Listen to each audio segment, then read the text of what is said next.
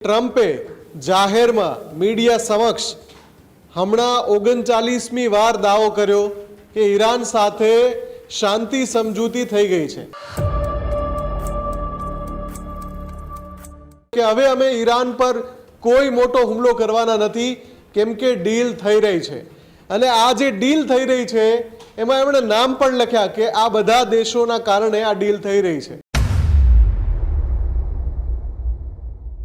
Iran જે તેલનો વેપાર કરે છે અને તેલ એટલે કે ક્રૂડ ઓઇલ અને એની સાથે સાથે જે પણ બીજા ઈરાનના આંતરરાષ્ટ્રીય વ્યાપાર છે એના ઉપર અમેરિકાએ લાંબા સમયથી પ્રતિબંધો નાખ્યા હતા।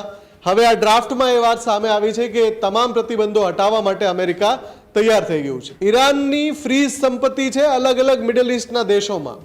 આ ડ્રાફ્ટમાં એવી શરત સામે આવે છે કે $16 બિલિયન ઈરાનને વાપરવા મળશે એમાંથી, એટલે કે એટલા અનફ્રીઝ થઈ જશે। જો આ ડ્રાફ્ટ છે એના ઉપર જ ઈરાન અને ટ્રમ્પ સામ સામે બેસીને સહી કરવાના હોય, જો આ જ ડ્રાફ્ટ ઉપર સમાધાન થવાનું હોય તો આખી દુનિયાને હેરાનગતિની ગર્તામાં ધકેલીને આ માણસ એટલે કે ટ્રમ્પે અંતે ઈરાન પાસે ઘૂંટણિયા ટેકવી દીધા છે। પણ આશા રાખીએ કે 39 વખત જે રીતે ટ્રમ્પે બણગા ફૂક્યા છે આ વખતે પણ એનું બણગું સાબિત ન થાય અને ખરેખર ઈરાન ને અમેરિકા વચ્ચે ડીલ થાય।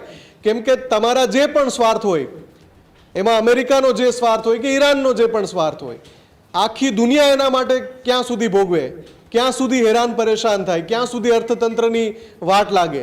એટલે આ વખતે સમાધાન થાય એવા અંતિમ સમાચાર આવે એની આપણે સૌ રાહ જોઈ રહ્યા છીએ।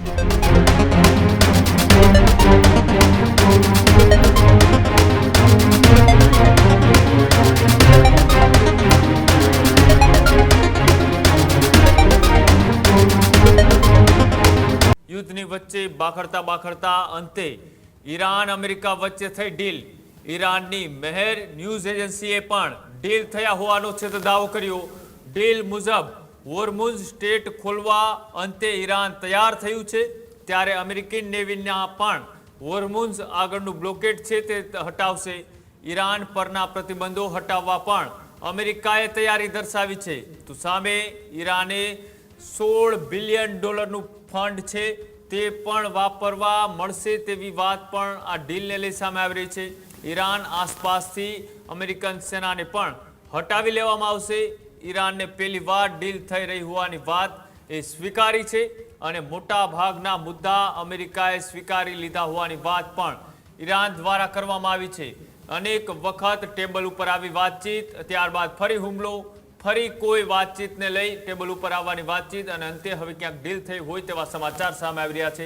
મુફદ્દલ જોડાયેલા છે। મુફદ્દલ, કયા એવા મુદ્દાઓ રહ્યા અને કયા એવા વ્યક્તિઓ આની અંદર એ જે માસ્ટર માઇન્ડ તરીકે સાબિત થયા, કારણ કે પાકિસ્તાને પણ આમાં પ્રયત્નો કર્યા હતા, બીજા અનેક દેશોએ પણ પ્રયત્ન કર્યા હતા, કયા કારણોસર આ મજબૂત ડીલ છે તે થઈ હોઈ શકે?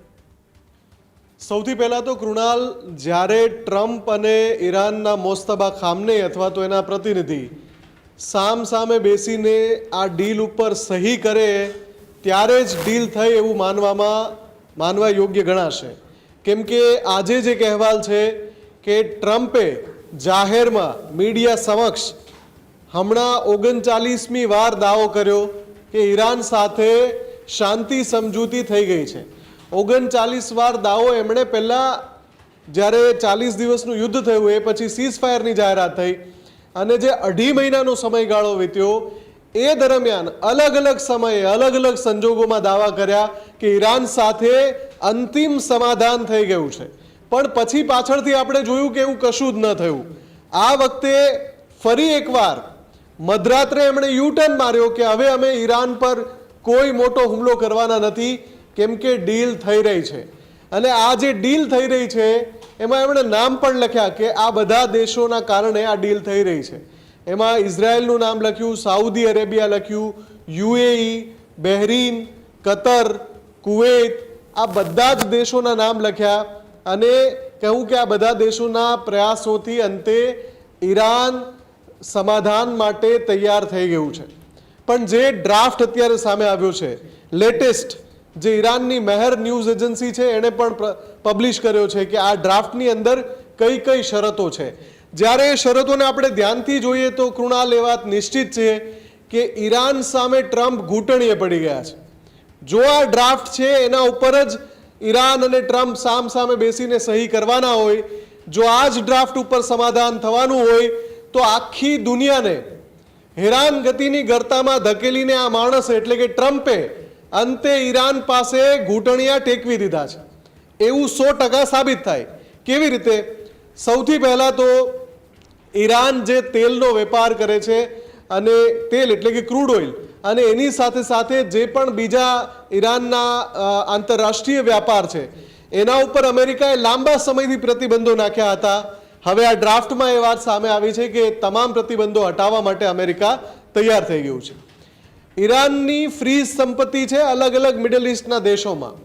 આ ડ્રાફ્ટમાં એવી શરત સામે આવે છે કે $16 બિલિયન ઈરાનને વાપરવા મળશે એમાંથી, એટલે કેટલા અનફ્રીઝ થઈ જશે.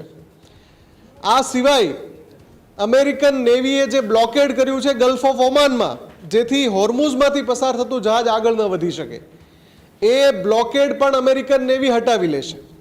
એનાથી પણ મોટી શરત કે આખા મિડલ ઇસ્ટના જેટલા દેશોમાં અમેરિકન સૈન્ય તૈનાત છે એ તમામને હટાવી લેવામાં આવશે. એટલે યુએઈ, કુવેત, કતાર, સાઉદી અરેબિયા, આ બધા રાષ્ટ્રોમાં જ્યાં પણ અમેરિકાની સેના છે એ પાછી ખસેડીને અમેરિકા મોકલી દેવામાં આવશે. હવે તમે આ વિચારો, આ બધી શરતો જો ટ્રમ્પ સહી કરીને માની જતા હોય તો આમાં કોણ કોના ઘૂંટણીએ પડી ગયું? હા, આમાં સૌથી મોટી રાહતના સમાચાર એ પણ છે કે એના બદલામાં ઈરાન હોર્મુઝ સંપૂર્ણપણે ખોલવા તૈયાર થઈ ગયું છે, એક વાત. અને બીજું, ઈરાન પરમાણુ શસ્ત્ર નહીં બનાવવા માટે પણ રાજી થઈ ગયું છે. આ એ જ શરતો છે જેના ઉપર છેલ્લા કેટલાક સમયથી સમાધાનની કોશિશો થઈ રહી હતી પણ કોઈ ઉકેલ નહોતો આવતો. વાત એવી સામે આવી રહી છે કે જ્યારે આ ડીલ થશે તો એમાં એક ભૂમિકા ભારતની પણ સામે આવશે, કેમ કે G7ની સમિટ બેઠક મળી રહી છે ફ્રાન્સમાં અને ત્યાં ઈરાનને લઈને અંતિમ જે સમાધાન થાય અથવા તો જે ડીલ થાય એ ત્યાં લોક થવાની છે એવી વાત અત્યારે સામે આવી રહી છે. અત્યાર સુધી ટ્રમ્પ દાવો કરતા હતા અને ઈરાન એનું છડેચોક ખંડન કરતું હતું કે ભાઈ આ તો ખોટા છે, આ તો ટ્રમ્પ તો ખોટી વાતો ફેલાવે છે. આ વખતે ઈરાન તરફથી સમર્થન આવ્યું છે કે હા, અમેરિકા સાથે ડીલ થઈ રહી છે. અને બીજું, ટ્રમ્પે એક મોટું નિવેદન પણ આજે આપ્યું છે. એમણે કહ્યું કે ઈરાન સાથેનું યુદ્ધ આજે પૂર્ણ થાય છે. આ ખૂબ જ મહત્વનું નિવેદન છે કેમ કે ટ્રમ્પે બીજા ઘણા બધા વિચિત્ર નિવેદનો આપ્યા છે પણ આજે યુદ્ધ પૂર્ણ થઈ રહ્યું છે એવું નિવેદન આની પહેલા ક્યારેય નથી આપ્યું. બીજી વાત કે ઈરાન જાહેરમાં સ્વીકારે કે હા ડીલ થઈ રહી છે. હા, ભલે એમણે એમાં ઉમેર્યું કે ડીલ ફાઇનલ નથી થઈ પણ ડીલ થઈ રહી છે, એ વાત પણ ઈરાને પહેલી વાત સ્વીકારી છે. એટલે કે બંને પક્ષો હવે ટેબલની ખુરશી ખેંચવા નજીક તો પહોંચી ગયા છે. ક્યારે ખુરશી ખેંચે, ક્યારે આમને સામને બેઠે અને ક્યારે સૌથી પહેલા ડ્રાફ્ટ ઉપર સહી થાય કે ભાઈ અહીંયા યુદ્ધ સંપૂર્ણ સમાપ્ત. પછી આગળ જે ચર્ચા કરવાની છે 60 દિવસ માટે, એ ચર્ચા બંને પક્ષકારોના પ્રતિનિધિઓ છે એ કરશે. પણ દુનિયાને સૌથી મોટી રાહત મળશે કે હોર્મુઝ ખુલી જશે. અચ્છા, ઈરાન પાસે લાખો બેરલ ક્રૂડ ઓઇલ પડ્યું છે, ઈરાક પાસે લાખો બેરલ ક્રૂડ ઓઇલ પડ્યું છે, સાઉદી અરબ પાસે પડ્યું છે, યુએઈ પાસે છે. એ બધો જથ્થો ત્યાંથી નીકળીને આખી દુનિયા પાસે જઈ શકશે. એટલે ઉર્જા સંકટ જે આખી દુનિયા માટે મંદરાઈ રહ્યું છે એ ઉર્જા સંકટ પણ અહીંયા હળવું બની જશે. પણ આશા રાખીએ કે 39 વખત જે રીતે ટ્રમ્પે બણગા ફૂક્યા છે આ વખતે પણ એનું બણગું સાબિત ન થાય અને ખરેખર ઈરાન ને અમેરિકા વચ્ચે ડીલ થાય. કેમ કે તમારા જે પણ સ્વાર્થ હોય, એમાં અમેરિકાનો જે સ્વાર્થ હોય કે ઈરાનનો જે પણ સ્વાર્થ હોય, આખી દુનિયા એના માટે ક્યાં સુધી ભોગવે, ક્યાં સુધી હેરાન પરેશાન થાય, ક્યાં સુધી અર્થતંત્રની વાટ લાગે. એટલે આ વખતે સમાધાન થાય એવા અંતિમ સમાચાર આવે એની આપણે સૌ રાહ જોઈ રહ્યા છે. કૃણાલ. જી બિલકુલ, આભાર જોડાવા બદલ, માહિતી આપવા બદલ. તો ફરી એક વખત હવે ઈરાન અને અમેરિકા વચ્ચે ડીલ થવા તરફ આગળ વધી રહ્યું હોય તેવા સંકેત મળી રહ્યા છે. ઈરાને પણ એ વાતની પુષ્ટિ કરી છે કે હા ડીલ થઈ રહી છે. જો આ ડીલ થાય તો વૈશ્વિક સંકટની જે પરિસ્થિતિઓ છે એ અતિ ગંભીર બનવાનું અનુમાન લગાવવામાં આવ્યું છે, તેની ઉપર બ્રેક લાગે અને ફરીથી જનજીવન અને વૈશ્વિક સમસ્યાઓ છે તે સામાન્ય બનતી જઈ રહી. ક્રૂડ ઓઇલની વાત હોય કે પછી અન્ય જે ઇમ્પોર્ટ એક્સપોર્ટ થકી જે ચાલતા દેશો છે તેને પણ મોટી રાહત મળે તેવી પણ ક્યાંક ને ક્યાંક અત્યારે વાત છે તે સામે આવી રહી છે. જોવાનું રહેશે કે આગામી દિવસોમાં આ ડીલ થાય છે તો પછી કયા મુદ્દાઓ આધારિત થાય છે, કયા નિયમોના આધારે બંને દેશ યુદ્ધ વિરામ તરફ આગળ વધે છે. અત્યારે જ ન્યૂઝરૂમ ગુજરાતની યુટ્યુબ ચેનલને સબસ્ક્રાઇબ કરો અને ઇન્સ્ટાગ્રામ અને ફેસબુક પર ફોલો કરો. અપડેટ રહો, સત્યની સાથે રહો.